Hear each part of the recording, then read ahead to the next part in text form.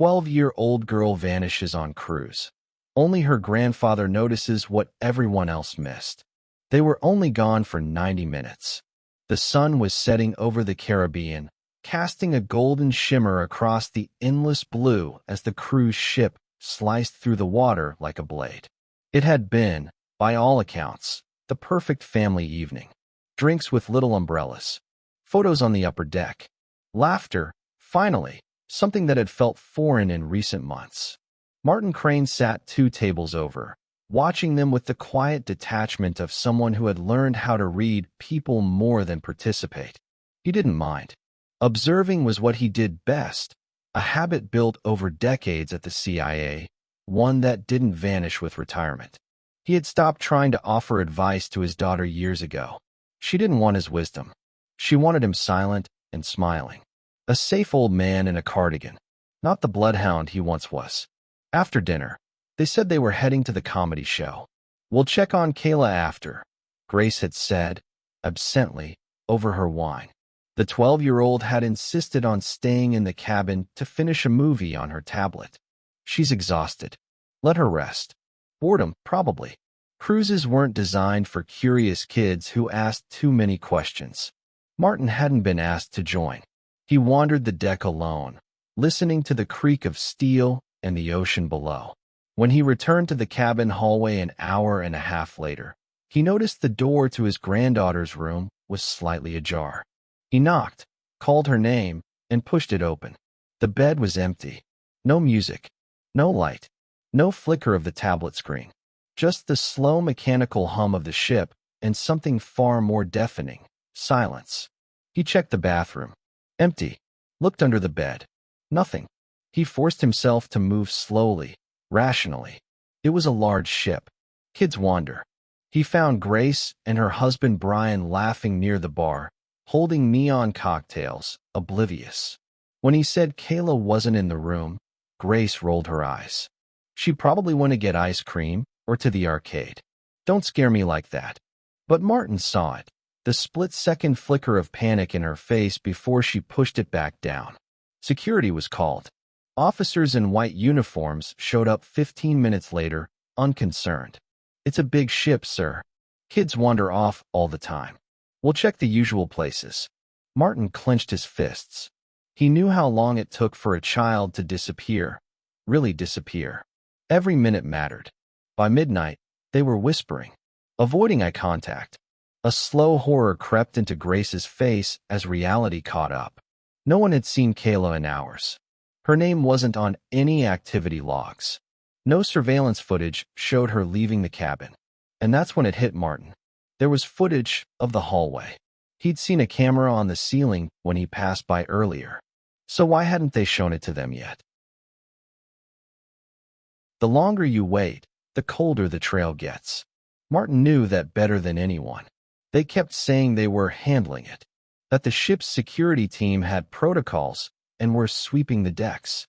But it had already been over 3 hours, and not one person had shown him the damn hallway footage. Instead, they handed out weak smiles and vague reassurances like painkillers, just enough to numb the panic, never enough to cure it. Grace was pacing now. Her voice cracked each time she said her daughter's name. Brian hovered nearby, throwing around his hands like someone who wanted to help but didn't know how, or didn't want to get in trouble. Martin watched them both with a tight jaw. Something was off. Not just about the disappearance. That was already horrifying enough, but about the way the crew was handling it. A woman named Officer Ramirez had taken the lead. She was young, polite, and clearly trained in customer service before anything close to crisis management. "We've alerted all departments. Housekeeping is checking rooms. Entertainment staff is helping search the children's areas." Martin cut her off. "Where's the surveillance feed from Deck 7? Cabin corridors." She hesitated. "That footage is being reviewed internally." Internally. His voice rose, calm but steel-cut sharp. "A 12-year-old girl is missing. I don't care about your internal procedures. I want to see that footage now." She offered him the same corporate smile she'd been practicing all night. "I understand your concerns, sir." "No," he snapped. "You don't. Because if you did, You'd be treating this like a kidnapping, not a lost flip-flop. Ramirez didn't answer. She stepped away to speak into her radio, deliberately out of earshot. Martin's skin prickled. They were stalling. He'd seen it 100 times, in foreign embassies, in field interrogations, even in government briefings. People who knew something had gone wrong always tried to slow the clock. The longer they delayed, the more time they had to bury the truth or shift blame. But time wasn't on their side. It was on the side of whoever had taken Kayla. He walked briskly down the hallway, ignoring the protests behind him. He needed to find that security room. Cruise ships were floating cities. Every hallway had cameras, every deck monitored. The footage had to exist, and someone had already seen it. He just wasn't being allowed to. Meanwhile, Grace's voice echoed behind him, now shrill with panic. Why won't they let us see it? Why are they acting like it's not an emergency? Martin didn't turn around. He knew the answer already. Because someone, somewhere on this ship, was betting that by morning, the girl would be long gone. They gave him 10 minutes. After raising hell with the night manager and threatening to contact the FBI directly from international waters, Martin was granted a supervised look at the security feed, but only a tiny sliver of it. One hallway, one angle, 1 hour. He knew the drill. Show them just enough to pacify the noise. The security office was dimly lit and cluttered with monitors, snack wrappers, and the faint smell of stale coffee. The technician assigned to assist him, a kid who couldn't have been more than 22, clicked through footage half-heartedly, clearly annoyed by the presence of this demanding old man. There, Martin said, tapping the screen. Stop. Back up 15 seconds. The footage rewound. The hallway outside Kayla's cabin flickered on screen. At 8:03 p.m., a crew member walked by, white uniform, hat, clipboard. Nothing unusual, except there was no name tag, no radio, and the clipboard was turned backward, hiding any logo. A small detail, but one that rang a bell. It was too deliberate. Pause it, Martin said. Zoom in on the uniform. The kid chuckled. It's probably just laundry staff. Martin leaned in, eyes narrowed. Laundry staff don't wear deck shoes. The kid shrugged. Could be a mistake. We'll log it. Martin turned toward him. Do you even know what you're looking for? That's not a crew member. That's a disguise. The technician rolled his eyes, clearly done. Sir, we appreciate your concern, but we've had no signs of forced entry, no alerts from any systems. The girl likely left on her own. Left where? Into a wall. Martin snapped. The footage shows no exit, no return, and no internal movement. She didn't walk out. Silence. Then a half-hearted mutter. Maybe she snuck through a crew-only door. Martin stared at him, ice forming in his chest. That wasn't an explanation. That was an excuse. And then came the gut punch. Ramirez reappeared, her smile thin. Sir, we'll take it from here. You've been very helpful. Please return to your cabin.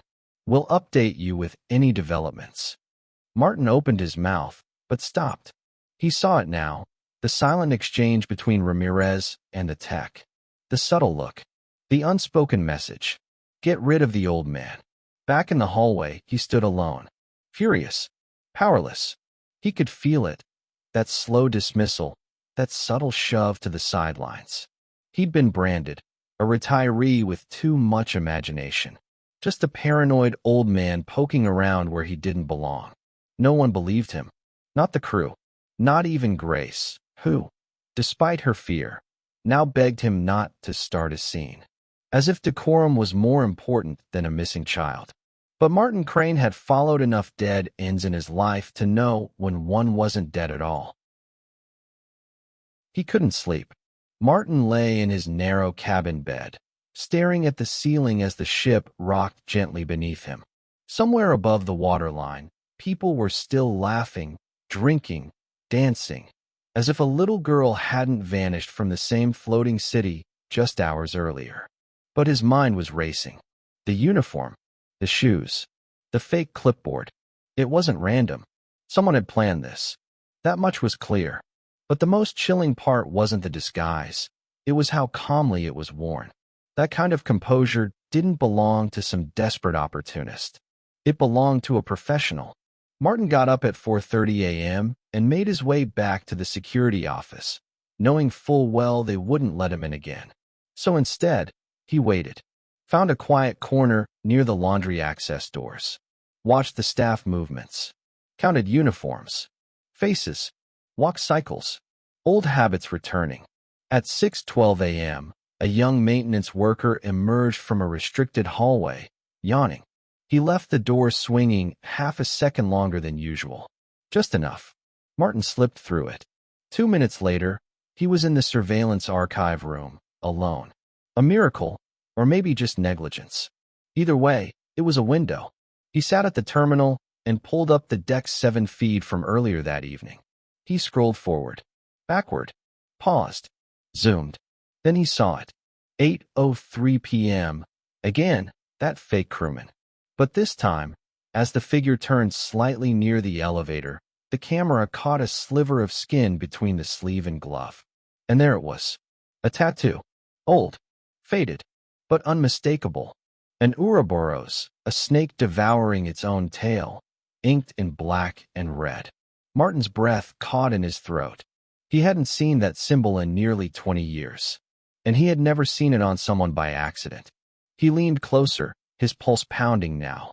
The Ouroboros was more than a mythological icon. It was a calling card, used by a covert network buried deep inside a defunct paramilitary program Martin had investigated in his final years at the CIA. Not an official group. Not on the books. These were freelancers, ex-operatives, ghosts. Black contracts. Off-grid abductions. High-value targets. And now, apparently, children. Martin felt sick. Not just at the realization of who might be involved, but at the fact that no one on this ship had noticed. Or worse, someone had noticed and looked away. He downloaded the clip onto a spare USB drive he still carried for emergencies. Old habits die hard. Then he slipped back out the same way he came in. By the time the sun rose, Martin Crane had moved from concerned grandfather to something else entirely. He was back in the game. Because if that man was on board, if that tattoo was real, then Kayla wasn't just missing. She was targeted, and someone was willing to move heaven and earth to make sure no one ever found her. Martin stood at the edge of the upper deck, hands gripping the cold rail, staring into the endless blue. The sun was climbing higher, casting a golden glow on a world that was still asleep, or pretending to be. Somewhere below, his granddaughter was either hidden or gone, and someone on this ship was helping keep it that way. He could feel it now. The calculated delays, the missing footage, the forced politeness, the way Ramirez had appeared just when he was about to ask real questions. It wasn't sloppiness. It was strategy. Someone was keeping this quiet on purpose. Martin had seen this pattern before, in extraction ops, black site handoffs, covert snatching clears. Only this time, it wasn't in Kabul or Caracas. It was happening on a cruise ship filled with vacationers and karaoke contests. And the worst part? He was alone. He couldn't go to the ship's security. They'd already written him off. He couldn't tell Grace. She was barely holding on, and this level of darkness would only break her. He couldn't trust anyone, so he stopped trying. Instead, he made a list, a mental one, who knew their itinerary, family, the cruise staff, travel agents, who had access to the cabin decks, crew, maintenance, housekeeping, who had access to the surveillance feeds. Only a handful of people, and someone in that room was lying. Martin made a choice. From now on, no more begging for access. No more waiting for permission. He'd operate like he used to, unseen, unheard, and always 2 steps ahead. He returned to the maintenance corridor he'd slipped into before. From memory, he mapped the crew's internal paths. Every ship had a belly, hidden walkways that kept the illusion of perfection afloat. They weren't marked on guest maps, but they existed. Service tunnels, freight lifts, waste management hatches. places where a child could be moved without ever being seen. Martin walked those halls with quiet urgency. He observed, took note of uniforms that didn't match, routes that didn't make sense, doors left cracked when they should have been locked. At one junction, near the crew laundry, he passed a small open locker. Inside was a spare uniform, like the one the man in the footage had worn, neatly folded, with no name tag. He didn't touch it. He just took a photo. Evidence. Then he moved on. At breakfast, he rejoined the family with a calm face and steady hands. Grace clutched his wrist. Any updates? Still nothing, he lied softly. Because he couldn't let them know. Not yet. The second he told anyone what he'd found, the tattoo, the fake uniform, the probable insider, it would trigger alarms. Not the kind that sounded over loudspeakers, but the kind that told the people responsible, he's getting close. And when people like that know you're close, they don't wait. They disappear you too. Martin Crane had survived 35 years in the intelligence world for one reason. He never said a word until it was time to strike. And that time was coming. Martin knew the door would be alarmed. He also knew he didn't care. He'd tracked the disguised crewman's movements through 3 separate decks. Always the same rhythm. Out of view just long enough to move something. Or someone. The pattern led him to a narrow, unmarked door below Deck 5. A forgotten corner of the ship where tourists never wandered. The placard read Electrical Maintenance. Authorized personnel only. Exactly the kind of place you'd stash a 12-year-old girl for a few hours. He checked over his shoulder. No one. From his pocket, he pulled out a compact lockpick kit, still illegal in most jurisdictions, but old habits didn't die with retirement. The lock was cheap. 2 pins and a cylinder that barely fought back. He had it open in under a minute. The door clicked, and just as he slipped inside, he heard it. "Sir, step away from that door." Too late. Heavy boots pounded the corridor. A guard grabbed his arm before he even reached for the light switch. Another snatched the picks from his hand. "I'm trying to find my granddaughter," Martin snapped, twisting in their grip. "You're breaking and entering," the officer replied. "That's a federal offense, even on a cruise ship." They cuffed him. No hesitation. No questions. By the time they hauled him upstairs, the captain was waiting, arms crossed, flanked by Ramirez and 2 other security staff. His family was already there, summoned like witnesses to an execution. Grace's face was pale. "Dad, what are you doing?" "She's down there." Martin barked, breath short.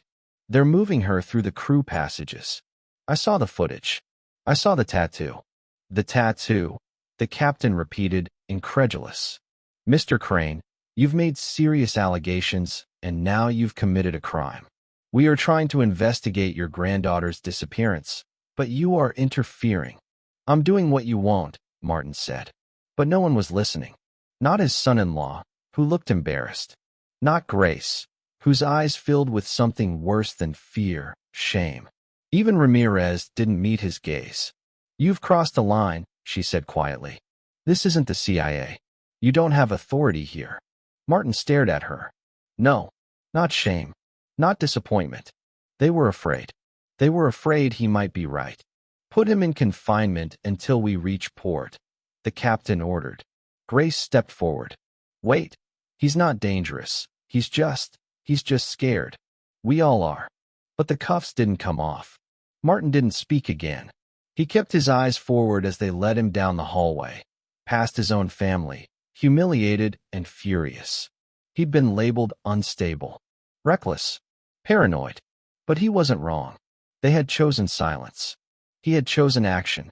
And if they thought a locked door or a short detention would stop him, they'd forgotten who Martin Crane used to be, and what a man like him becomes when you take away what he loves. The cell was barely wider than a walk-in closet.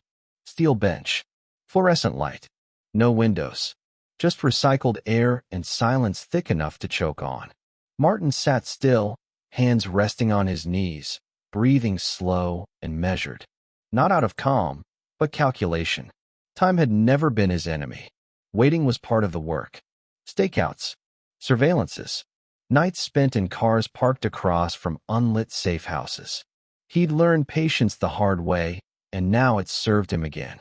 Because now, alone and locked away from everyone he was trying to protect, his mind began to connect the dots. Kayla wasn't the first, and she wouldn't be the last. He had seen this before. Not on cruise ships. Not this visible. But the signs, the eerie similarities, they were all there. He thought back to 1997, Honduras. A pattern of missing teenage girls near foreign aid compounds. Each vanishing came during heavy diplomatic presence. Each time, the local police shrugged and pointed fingers at gang activity. But Martin's team had known better.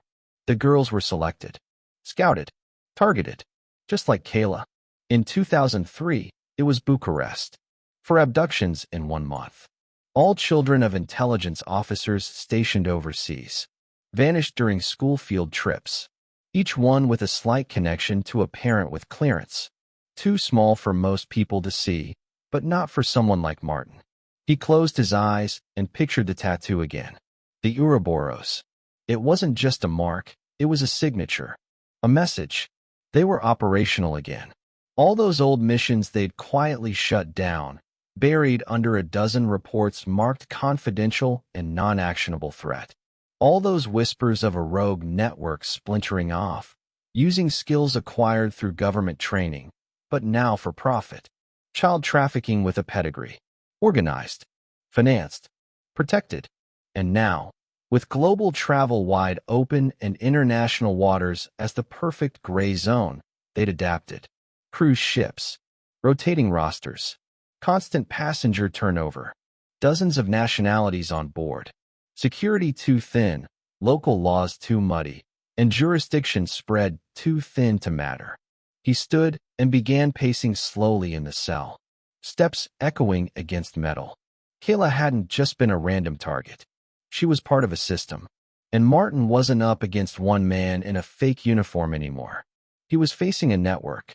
And the people running it didn't just know how to move through shadows. They owned the shadows. He pressed his hands against the wall and leaned his forehead into the cold metal. She didn't have days. She might not even have hours. And no one on this ship realized it but him. Or cared to. His hands curled into fists. They thought they could lock him away like some senile grandfather who'd snapped from stress. They thought they'd shut him down. But all they'd done was give him time. Time to remember. Time to plan. Because this wasn't the first time someone underestimated Martin Crane. But it damn well might be the last. Martin was halfway through pacing the length of his cell when the door clicked open. He turned fast, muscle memory, half expecting a guard, half hoping for his daughter. Instead, a young woman stepped in, barely 30, dark blazer over a plain blouse, no name tag, no smile. She shut the door behind her. "You don't know me," she said, pulling a small tablet from her bag. "But I know who you are. Langley still talks about the Dakar files." Martin stiffened. He didn't answer, didn't blink. She glanced toward the security camera in the corner. "Disabled for 15 minutes. You don't have time to ask questions, and I don't have time to prove I'm not lying." She tapped the tablet. The screen came to life, displaying paused footage. Kayla, drugged but breathing, being wheeled down a freight corridor on a housekeeping cart. The timestamp? 90 minutes ago. Martin's breath caught. Where is this? Lower cargo bay. They've got a sealed crate waiting for transfer at the next port. Antigua. Private charter, unregistered flight, probably Guatemala first. After that, she's gone. Buried in the dark economy. "Why are you showing me this?" he asked, voice like gravel. "Because you were right. And because the agency? They won't act. This thing, whoever's running it, they've got too many fingers in too many places." She looked him in the eye. "But you're not bound by bureaucracy anymore." Martin's fists clenched. "How do we stop it?" "We don't. You do. I can only delay the offload for maybe 40 minutes. After that, she's out of jurisdiction, out of sight, out of reach." She slid a small flash drive under the bench. Floor plans, patrol routes, ventilation access. And names. including the crew member with the tattoo. You'll find he's not new to this line of work. She turned to go. Why help me? He asked. She paused at the door. Because I saw the list of girls who never came back. One of them was my sister. Then she left. The door clicked shut behind her. Martin stood frozen. Not with fear, with purpose. This wasn't a rescue. This was war. 40 minutes. He replayed the footage in his head. The dim corridor. The casual pace of the man pushing the cart. The way Kayla's hand had twitched once beneath the sheet. She was alive. And being smuggled like cargo. He retrieved the flash drive and slipped it into his sock. No time for planning, just instinct. He'd need to move fast, hit hard, and vanish just long enough to reach the bay. No more warnings. No more waiting for someone to care. He would burn this ship to the waterline before he let them take her. Martin Crane had spent years unraveling threats to national security. Now he had one mission. Get Kayla back, or die trying. And the clock had already started ticking. Martin moved through the maintenance corridor like a shadow, silent and calculated. He'd slipped the cuffs with a trick he hadn't used since Berlin in '92, dislocated his thumb and slid free while the guard made his routine patrol. 2 minutes later, he was in a service duct, crawling past the scent of engine oil and bleach. But it wasn't just adrenaline pushing him now. It was clarity. The flash drive had held more than escape routes. It held a map of something bigger. Far bigger. The cruise ship wasn't the operation. It was just one piece. A floating warehouse in a global trafficking supply chain. He'd seen code names buried in the files. Mercer Point, Dry Lantern, Athena's Web. All disguised as shipping firms, humanitarian orgs, private logistics contractors. What made it worse?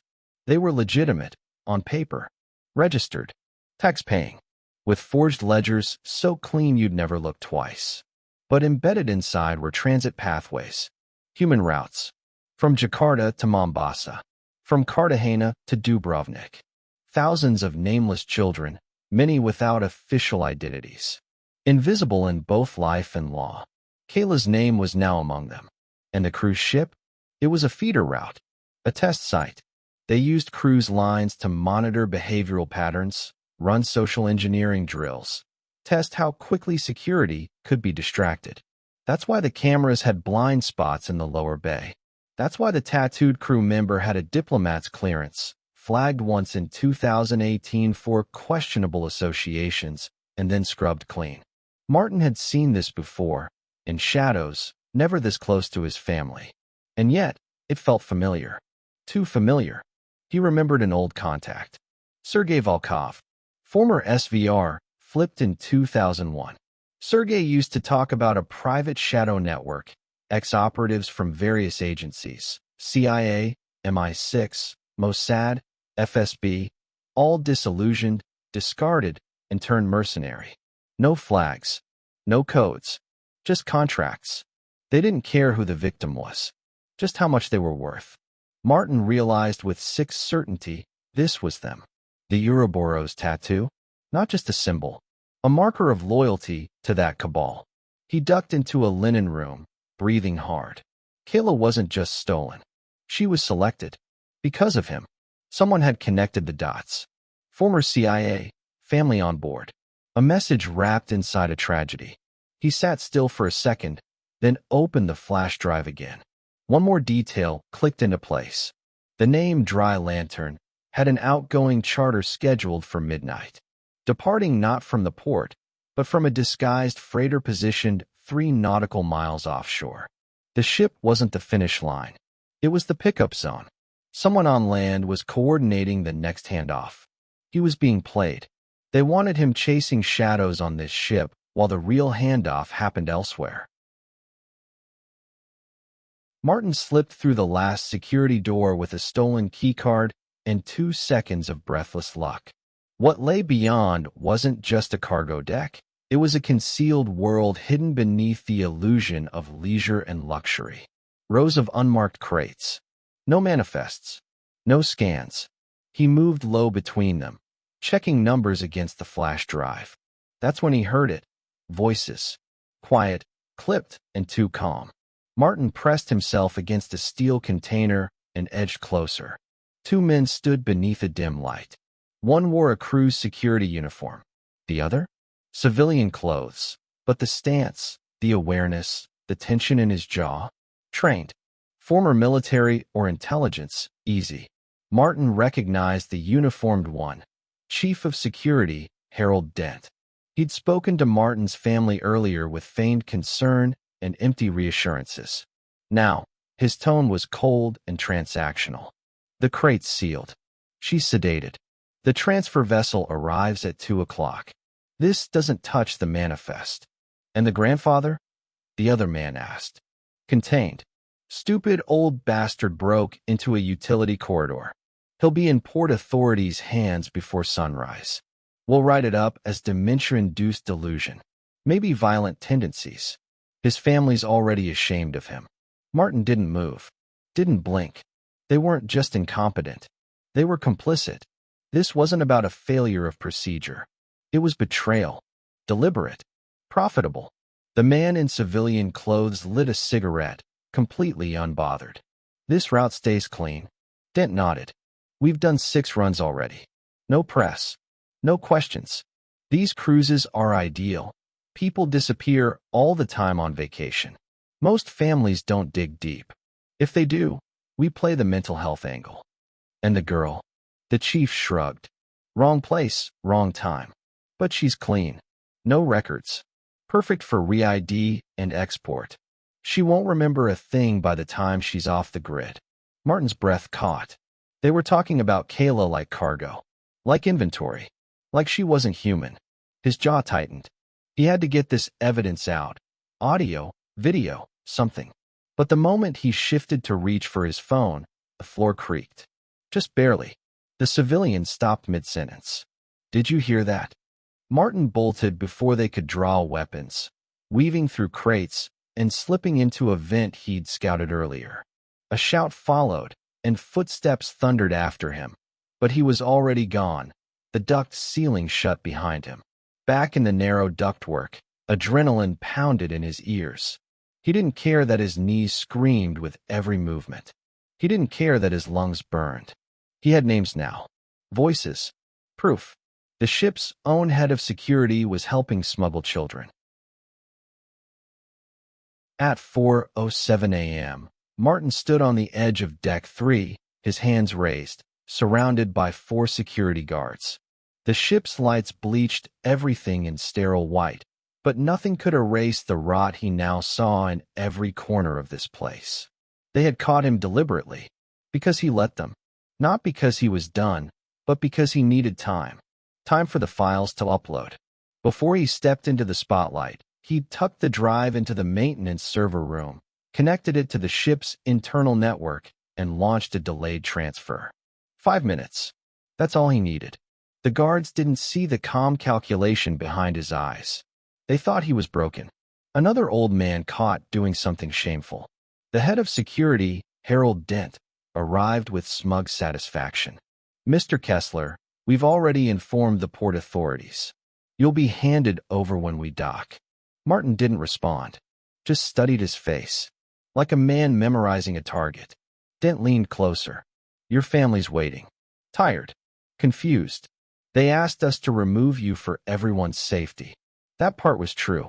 His daughter had begged him to stop. His son-in-law had said the words no man should hear from family. You're becoming an embarrassment. And yet, Martin felt nothing but a cold certainty. They were being manipulated. You've caused a lot of disruption, Dent continued. But we're willing to overlook it. No charges. You disembark quietly, and we put this behind us. Martin looked up, his voice hoarse but steady. You really think this is over? Dent's jaw twitched. You're alone. You've lost. Martin smiled, not kindly. No, I just started fighting. The guards tightened their grip on his arms. Then Dent nodded. Fine. We'll do it your way. The announcement came minutes later. Due to an onboard disturbance involving a guest, the cruise line will be making an unscheduled transfer at sea with a patrol vessel. There is no cause for concern. Thank you for your cooperation. The cover-up was in motion. They wanted Martin off the ship before the upload could finish. But what they didn't know was that he'd set a second timer. Not just an upload. A broadcast. He didn't just want the files stored. He wanted them seen. The footage. The voice recordings. The crew rosters. Dent's confession. All of it scheduled to hit multiple anonymous Dropbox, open-source forums, and one very interested international journalist who owed Martin a favor from decades ago. But even more crucial, the files were set to ping the wrong people. The right kind of wrong. The kind who didn't operate inside the law. Old contacts. Quiet watchers. Ghosts of war. Martin knew they were still out there. And once they saw what he had, this would become their problem too. As the guards led him toward the waiting transport, Martin looked up at the ship one last time. They thought they'd silenced him. But sometimes, being removed from the board is the only way to move in secret. Part 12. Kayla's not alone. 500 words. Somewhere deep within the bowels of the cruise ship, beyond the sight of dancing guests and glowing pools, Kayla woke up groggy, confused, and cold. The lights above her flickered, humming like insects. She sat up on the narrow cot, head throbbing, mouth dry. The room didn't feel like a room. It felt like a box. Metal walls. No windows. Just a single door, sealed from the outside. And in the opposite corner, someone moved. A girl, maybe a year older than her. Long dark hair, eyes too tired for someone her age. She didn't scream. She didn't cry. She just looked at Kayla like someone who had seen too many empty mornings.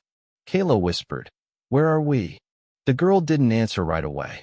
Instead, she looked away and said quietly, "They'll change your name soon." What? That's what they do. They take your name first. Then your clothes. Then your story. Kayla's stomach twisted. "What's your name?" A long pause. "I don't remember what it used to be." Those words hit Kayla harder than any locked door. This wasn't a one-time horror. It was routine. The girl finally turned to face her, something sharp in her eyes. "You were taken too?" Kayla nodded. "From my room. On the ship.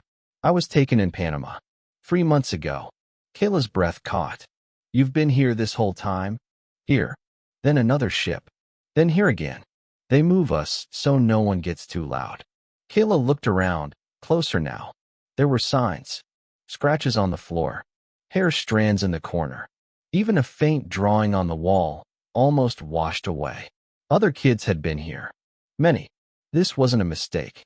This was organized. The girl leaned in. "You need to act quiet. Obedient. They don't like defiance." The last girl who screamed too loud, she didn't come back. Kayla's throat closed. "Are they going to kill us?" "No," the girl whispered. "Worse. They're going to sell us." And that's when it hit Kayla. The sterile surroundings, the drugged sleep, the whispered new names. It was a process, a pipeline, and she was in it now. Meanwhile, above deck, Martin's broadcast hit its first target. An old satellite feed activated over the Atlantic, briefly redirecting traffic. It landed in a dusty email inbox in Belgium, labeled "Only." Eyes only, Kessler. The woman reading it hadn't heard from Martin in 17 years. She'd thought he was dead, or worse, boring. But the files opened like a sledgehammer. Images, logs, transcripts, and names. Too many names. She didn't hesitate.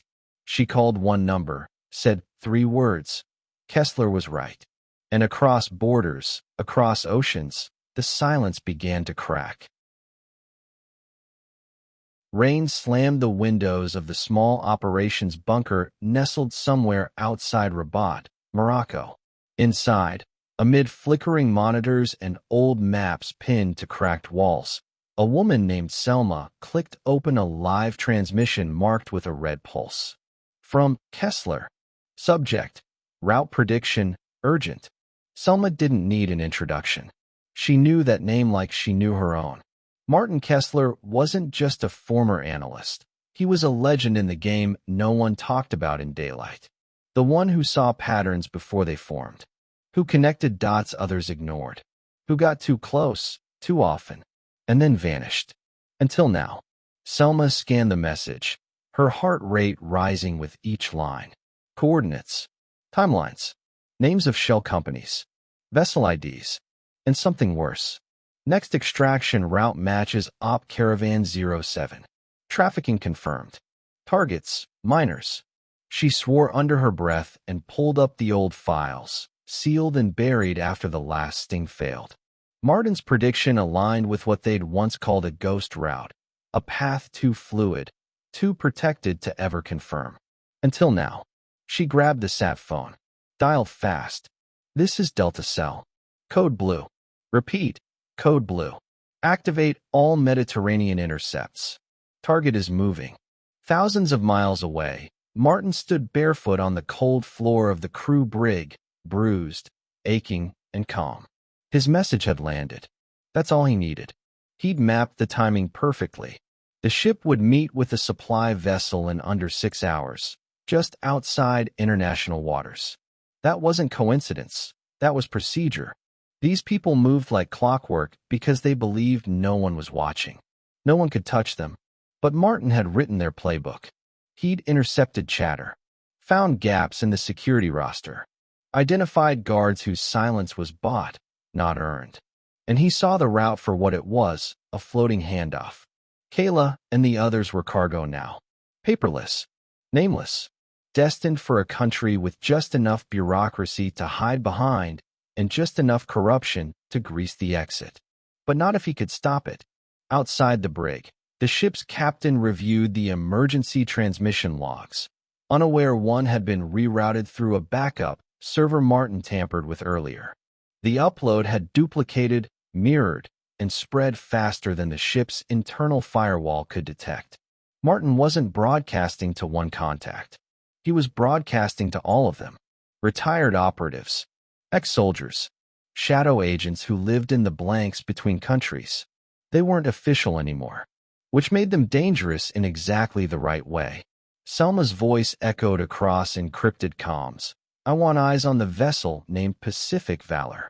Intercept in 4 hours. If it crosses the exclusion zone, we lose them. The chase had begun. It ended the way most rescues do. Not with gunfire or glory, but with quiet. Just before dawn, the Pacific Valor was intercepted 11 nautical miles off the Algerian coast by a joint task force that technically didn't exist. No press, no headlines, just unmarked boats, silent comms, and men and women who hadn't worn flags in years. The operation took 8 minutes. Inside a refrigerated storage container bolted to the lower deck, agents found 12 children. Drugged, shivering, alive. Kayla was among them. Wrapped in an emergency blanket, she blinked against the floodlights. For a moment, she didn't understand what was happening. Then she saw Selma kneeling in front of her, holding out water and whispering her name. Her real name. Kayla broke into sobs. 3 hours later, on the helipad of a NATO safe zone, a black transport aircraft landed. Out stepped Martin, pale, limping, face drawn with exhaustion. He said nothing. He didn't need to. Grace was already there. The moment she saw Kayla, she collapsed to her knees, crying so hard her whole body shook. She cradled her daughter like she could fold her back into the womb. Her screams were raw, half relief, half guilt. Martin stood nearby, watching. A medic asked if he needed assistance. He shook his head, because he didn't want help. He wanted silence. Because in the silence, everything came crashing in. The nights in the brig, the accusations, the moments where he thought he'd lost her forever. The looks from his own family that said, "You're just an old man." Paranoid, embarrassing. And yet here they were, breathing. Kayla ran to him, threw her arms around his waist. For a second, he didn't move. Then he placed his hand on her back, held her tight, and closed his eyes. He still said nothing. He didn't need to be a hero. He didn't need medals, speeches, or apologies. He just needed this, his granddaughter safe, and the sick machine behind her disappearance cracked wide open. Later, as the ship's crew were taken into custody and Interpol issued warrants in 5 countries, the media tried to piece the story together. but it was already slipping through their fingers. Too much classified. Too many names protected. The world wouldn't know everything. But Martin would. He'd already sent Selma everything. The full data package, encrypted and time-stamped. It would find its way into the right hands. People still in the shadows, still fighting. Back in his hotel room that night, Grace knocked on his door. When he opened it, she didn't speak. Just hugged him. Longer than she ever had. And when she pulled back, her voice cracked. "You saved her. You saved us." Martin looked at her, eyes rimmed red.